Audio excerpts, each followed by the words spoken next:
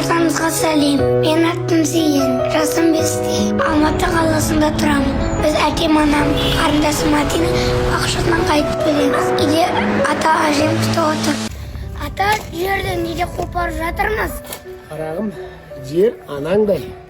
Жердің тілін білсең, тілімдей жерден жылдық өнім аласың. Ал біз не үйреміз, ата? Көкөністер мен жеміс егеміз. Ағаш екпей, жеміс бермес. Іс бітпей, жеңіс келмес. Деп бекер айтпаған ата-бабамыз. Ата, жерде тұқым тастасақ болды ма? Жоқ, шырағым, тұқымды да баптау керек. Суару керек, арам шөптерін жұлу керек. Ата, мен онда күнде су қоямын. Бәрекелді.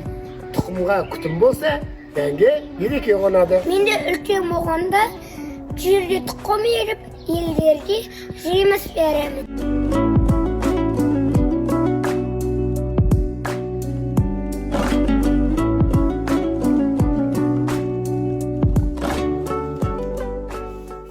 А, Ә, Б алғашқы әріптер бұл.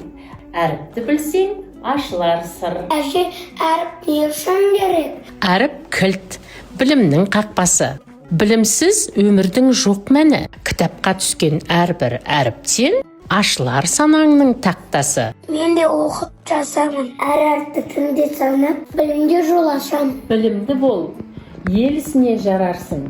Біз ғана емес, ел мақтаны боларсың. Әліпбидің А тұрады басында, әрқашанда Ә тұрады қасында. Байқадың ба, Б тұрады үшінші, ал осының сыры неде, түсінші? А деген ол аналар ғой ардақты. А деген ол әкелер ғой салмақты. О деген ол балалар ғой әдемі. Біздің үйде үшеу де кәделі.